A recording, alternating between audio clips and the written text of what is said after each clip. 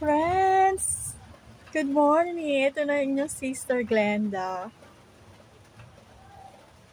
Nag-breakfast ako. Yan ang aking breakfast. See? How the beautiful of my sopas, my rice. How the beautiful is my rice. My biscuit. Kasi gusto ko rin may chocolate ako eh. Ang sarap kaya niya. Favorite ko to eh. Milk chocolate caramel wafer roll. So, masarap yung loob niya. Later na lang kasi kailangan po mag-breakfast muna ako ganitong oras. Kasi iniintindi ko yung ano ko eh. Yung Facebook ko ba? Kasi na-monetize na yung Facebook ko dito sa aking cellphone. Wait lang ha. Totoo. Ang dami ko kasing followers eh. Kaya ang saya ko. Kaya 9:12 na po in the morning. Manila time na tayo. Kaya, eto ang sister Glenda nyo.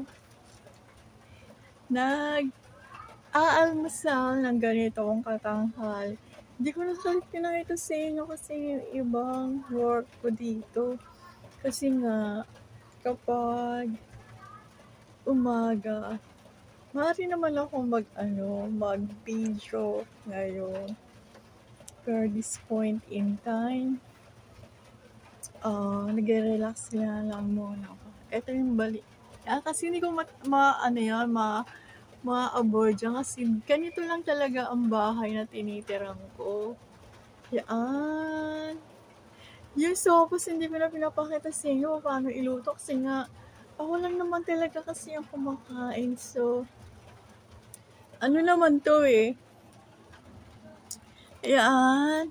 Sopas na may ano naman yan. Wait, papakita ko ah.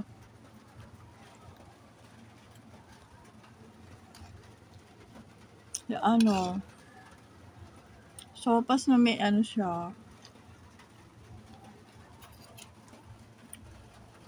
Sausage. Simple lang naman kasi yung ginagawa kong niya eh. Ay, yan. Simple lang kasi yung ginagawa kong niya. Ingredients. Yung mga sahog ba? Right. Ito mineral water to eh. Ito mineral water.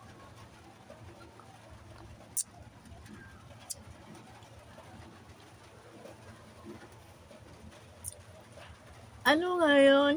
Miyerkules ng umaga. October 15 na 2025. Ayan ang mga mineral water ko. Yan. Nag-stocks ako ng mineral water din dito sa bahay kasi nga ni-stock ko yan sa bahay kasi nga kasi senior citizen na yung sister Glenda. Para naman kasi yung meron ako dito naiinom na malinis na tubig kapag yung naubos ang income ko. Kasi trabaho ko lang ngayon, dito sa YouTube ko. Ginogrowth ko tong YouTube ko kasi nga, bago pa lang to dito. Tapos, kukunin ko ngayon yung mga details na sa kabilang YouTube ko. Ito continuation kasi dun sa kabilang YouTube channel ko, sa cellphone ko, working ako doon ngayon. Dito kasi sa church ang pinakikita ko at saka yung sa senior citizen at saka itong sa bahay. Yung wino-work ko na talaga to dito sa bahay. So makikita nyo talaga nagsasolo ako. Pinapaalam ko naman sa inyo na talagang itong buhay si Sir Glenda ninyo ay nagsasarili na ngayon. friends, yung plants na pinapakita ko sa inyo na nire-recover, gumaganda na siya ngayon. Nabilan ko na siya ng magandang, yung jar na siya, masisave ko siya. Wait lang. Dito yun, friends. So, pakita ko sa inyo, ha. Papakita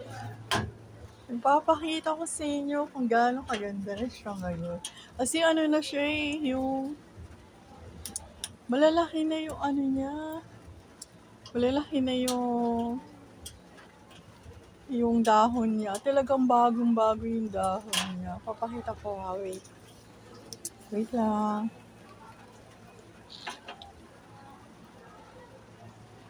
Lalabas tayo. Ayan papakita ko, ha.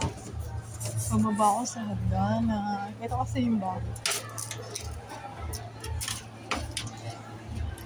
Wait lang, ha. Tapos siya nilabas.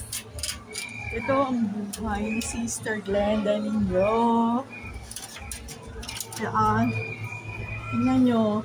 Ito yung dati na tinanggal ko yan. Tapos ito yung bago. Ayan Friends, nakikita nyo. Ayan nakausli siya. Tapos yung isa, ito rin nilagyan ko. Tapos yung isa, ayan. Tingnan nyo, nagagalaw ka nga kasi ng, mga pusa. Ayan Buti na panibago ko siya. Kasi sa totoo lang, project ko yan sa simbahan.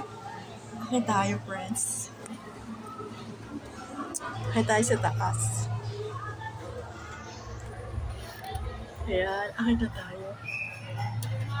Pabuksan ko yung pintuan ko, ha. Wait lang. Yan ang pintuan ko. Tapos, so, alam niyo na ngayon paano ko. Ayan ang bahay ko.